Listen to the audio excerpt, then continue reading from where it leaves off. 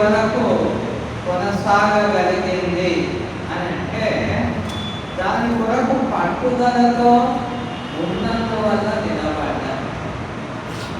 విచారకరంగా సత్యంలో స్థిరంగా లేకపోవడము, కుటుంబాలను సత్యంలో నిలబెట్టకపోవడం వలన, కేవలం డబ్బు కొరకే క్రీస్తులోకి రావడం వలన ఆనాటి నుండి ఈనాటి వరకు అన్ని సంఘాలు లేవు.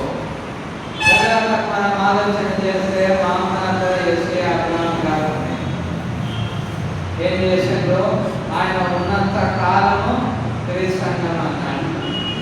కానీ ఏం జరిగింది? ఆయన తన తదనంతరం ఏం చేయాలా? నా కొడుకు సేవకు వస్తలేదు, ఏం చేయాలి? కాబట్టి దీన్ని అమ్మేయాలి. అక్కడ వనపర్తిలో జాతి గారని ఉంటే ఆయన ఎంతోమంది సేవకులకు చెప్పులు ఇస్తుంటే కొత్తకోటలని తెలుస్తుంది ఆయన గురించి. ఏరియా వినడం లేదో నాకు తెలియదు, కానీ ఆయన ఏం చేసిందో గొప్పగా సేవ అని చెప్పి ఇచ్చేసి ఆఖరికి ఏమైపోయింది, ఒక రూమ్ కట్టిన అన్నాడు. ఆ రూమ్ ఏంటి, దొరలకు రూమ్ చూపించి ఆ రూమ్ను ఇంకా కలుపుకున్నాడు. తర్వాత ఏం చేసిండు? ఆయన లేడు, ఆయన కుటుంబం పోయి ఎంపీ సంఘంలో చేరింది. ఇలా సంఘం కొరకు శ్రమ పడాలి. ఈనాడు రాజరత్నం ఏం చేశాడు? ఆయన పేదోడే, ఏం లేదు, పిల్లల ఆరోగ్యాలు అసలు ఉండవు, కానీ వడ్డీకి పైసలు తెచ్చి ఆ స్థలాన్ని నిలబెట్టుకుంటారు. నిలబడాలి. చర్చి బిల్డింగ్ ఉన్నప్పుడే సంఘం అన్నది ఉనికిలో ఉంటుంది.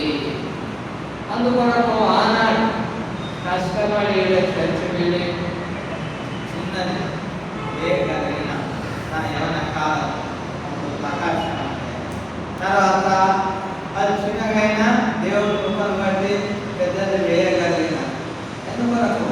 ఇది సత్యం, దీని కొరకు నిలబడాలా. పౌలు ఇది సత్యం, దేవుని మాట, రక్షణ, యేసు ప్రభువు సత్యం అని దాని కొరకు నిలబడి అనేక కష్టాలను అనుభవించాడు. పౌలు ఎక్కువగా ఎవరి చేత శ్రమ పొంది, ఎవరు ఆయన ఎక్కువగా హింసించి అన్యుల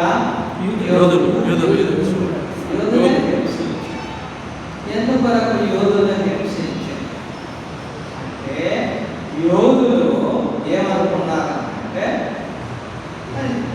అది దేవుని గ్రంథం, పాత నిబంధన దేవుని ఇచ్చింది, మరి అది కాదు, ఇప్పుడు కొత్త నిబంధన, ఇది కొత్తది అని మీరు రక్షణ పొందాలి, క్రీస్తులోకి రావాలి, ఈ విధంగా నడవాలన్నప్పుడు వారికి చాలా కోపం, మా మతాన్ని పాడు చేస్తారు. పౌలు విషయం మనం ఆలోచన చేస్తే పౌలు అనేక సార్లు కొట్టారు. పౌలు యొక్క శ్రమల ప్రత్యేకత ఏమంటే, యేసు ప్రభువునేమో ఒకేసారి సిలువ వేశారు. పౌలు చావకుండా 40 కోడా దెబ్బలు కొడితే పనిష్మెంట్ అయిపోయింది. 39 కొట్టి పెట్టారు. అనేక రీతులుగా అవమానపరచాలి, ఎన్నో చేసిండు, చంపాలని ప్రయత్నం చేసిండు. చివరికి ఆయన శిరచ్ఛేదం చేయబడి చనిపోయాడు. కానీ ఆయన ఎంతో ప్రయాసపడ్డాడు, సత్యాన్ని ఎరిగాడు కాబట్టి వాళ్ళకు బోధించగలి. మీరు ఆలోచన చేయండి, మిగతా వారు అపోస్తలులు ఉన్నారు, వారందరూ పౌలు వలె వాదన చేయలేకపోయి, ఎందుకు చేయలేకపోయి. అపోస్తల కార్యగ్రంథం 22వ అధ్యాయంలో చూస్తే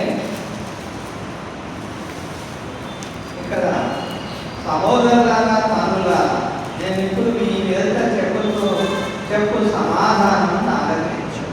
అతడు హెబ్రీ భాషలో మాట్లాడటం విని ఎక్కువ నిశ్శబ్దంగా అప్పుడు అతడు ఇలా చెప్పసాగి, నేను తిరిగి తాసులో పుట్టిన యోధులను, అయితే ఈ పట్టణంలో గమనీయులు పాదముల యొద్ద పెరిగి మన పితరుల ధర్మశాస్త్ర సంబంధములకు నిష్ఠయందు శిష్యులనై మీరందరూ నేడు ఉన్న ప్రకారం దేవుని గురించి ఆసక్తులనై ఉండి. ఇది ఉన్న ప్రకారం నేనున్నా, మీరందరూ ఎట్లున్నారో నేను అట్లానే ఉన్నా. ఎవరి దగ్గర నేర్చుకున్నాను? గమనీయులనే ఆయన పాదముల దగ్గర కూర్చొని నేర్చుకున్నాను. ఈ గమనీయులు ఎవరు అని అంటే గొప్ప ధర్మశాస్త్రోపదేశకులు.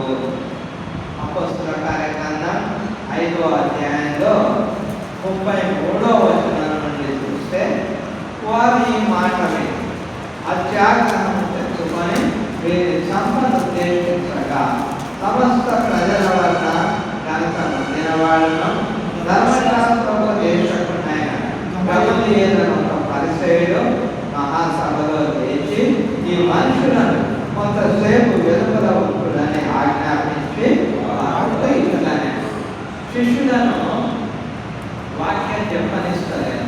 పేతురు, యోహాను, మిగతా వారు. ఎందుకంటే ఈయన తిరిగి లేచిండు దేవుడు అంటే ఆయన మేము సిలువ వేసినామని ప్రజలు నా మీద తిరగబడతారేమో, అందువల్ల ఆ అత్యాపరాధం మా మీద వస్తుందేమో అని భయపడి చెప్పనిస్తారు. ఆయన వాళ్ళను ఏదో శిక్షించాలి గొప్పగా అనుకున్నప్పుడు గమలీయేలు లేచి బయట ఉంచమని చెప్పి, ఒకవేళ నేను దేవునితో పోరాడు వాళ్ళైతారేమో జాగ్రత్త వద్దు అని చెప్పినటువంటి వాడు గమలీయేలు. ఈ గమలీయేలు దగ్గర కూర్చొని నేర్చుకున్నాడు పౌలు. ఏం నేర్చుకున్నాడు? ధర్మశాస్త్రాన్ని నేర్చుకున్నాడు. అందుకొరకే ధర్మశాస్త్రంలో నుండి క్రీస్తును వారికి బోధించగలిగినటువంటి వాడు. పేతురు, యోహాను, మిగతా వారు ఈ పని చేయలేకపోయారు. ఎందుకంటే ధర్మశాస్త్రంలో వారు నిష్ణాతులు కాదు. అందుకొరకే పేతురు చేయలేని పని పౌలు చేసుకుంటే పౌలు పడిపడ్డారు. అయితే పౌలు వీళ్ళ దగ్గరికి పోయి చెప్తూ ఉన్నాడు.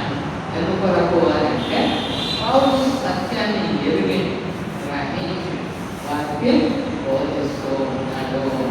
వీళ్ళగా పౌలు ద్వారా మనం ఇంకోటి నేర్చుకోవాలి. మనం కూడా వాక్యాన్ని బాగా ఎరగాలి. ఎరిగితే మనం చెప్పగలుగుతాము. ఎరిగితే వాదించిన వాళ్ళకు సమాధానం చెప్పగలుగుతాము. చూడండి, లోకంలో సమస్యలు అని అంటే కొంతమంది ఏమనుకుంటారు,